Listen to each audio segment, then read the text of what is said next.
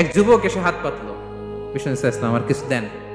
নবী বললেন, তুমি তো শক্ত সামর্থ্য মানুষ, বাসায় কি আছে বলো। সে বলে, আমার বাড়িতে একটা পানি খাওয়ার জগ আছে আর একটা চাদর আছে। বিষ্ণু ইসলাম বললেন, নিয়ে আস। সে নিয়ে আস। এবার বিষ্ণু ইসলাম চাদর আর জগ দুইটা নিয়ে সাহাবাদেরকে বললেন, মাইয়াশতারি হাযাইন, কে কিনবে? অকশন চিনেন? অকশন, অকশনে কি করে?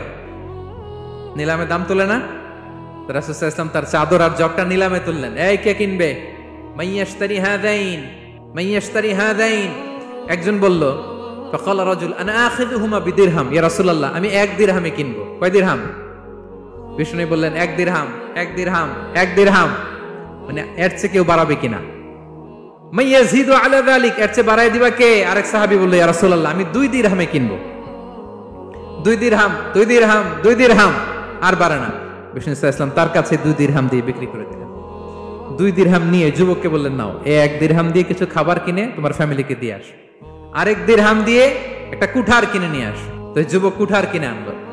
ফাওয়াদাআ লাহু আর-রাসূল সাল্লাল্লাহু আলাইহি ওয়াসাল্লাম ইয়াদান, রাসূল সাল্লাল্লাহু আলাইহি ওয়াসাল্লাম নিজ হাতে ওই কুঠারের একটা হাতল লাগাই দিলেন কাঠের।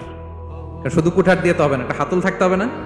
বিষ্ণু সাল্লাল্লাহু আলাইহি ওয়াসাল্লাম ওনার মোবারক হাতে, বরকতময় হাতে ওই কুঠারে একটা হাতল লাগাই দিলেন। এবার বললেন, যাও, 1 দিরহাম দিয়ে কুঠার, আরেক দিরহাম দিয়ে খাবার কিনে আনো। এই কুঠার দিয়ে জঙ্গলে যে কাঠ কেটে লাকড়ি বেচে জীবিকা নির্বাহ করো। সামনের 15 দিন আমার সামনে যেন তোমার ঘুরঘুর করতে না দেখি। এ বেচারা গেল, 1 দিরহাম দিয়ে ফ্যামিলিতে খাবার দিল, আর লাকড়ি নিয়ে কাঠ কাটতে না কাটতে কয়েকদিনের ব্যবধানে ও 10 দিরহাম কামাই ফেলছে। আস্তে আস্তে আস্তে আস্তে সে স্বাবলম্বী হয়ে গেল। এরপর একবার বিষ্ণু ইসলামের কাছে আসছে। বিষ্ণু ইসলাম তারে বলে, মানুষের কাছে হাত পাতার চেয়ে, দুয়ারে দুয়ারে ভিক্ষা করার চেয়ে তোমার মতো এরকম কাঠ কেটে, জঙ্গলে কাঠ কেটে বাজারে বিক্রি করা অনেক ভালো। আল্লাহু আকবার। এই হচ্ছে বিষ্ণু ইসলামের ক্যারেক্টারিস্টিক্স। তিনি ভিক্ষাবৃত্তিকে অনুৎসাহিত করতেন। এই যে গল্পটা, what is the moral of the story? কি শিখলাম? 1 নম্বর যেটা শিখলাম, তিনি কাজ করে খেতে উৎসাহিত করেছেন। চাইলেই বিষ্ণু ইসলাম ওই 2টা জিনিস বিক্রি করে 2 দিরহাম দিয়ে বলতে পারতেন, যাও 2 দিরহাম দিয়ে খাবার কিনো। ওই বেলা খেয়ে রাতের বেলা আরেক দুয়ারে যে ভিক্ষা করতো, ঠিক কিনা বলেন?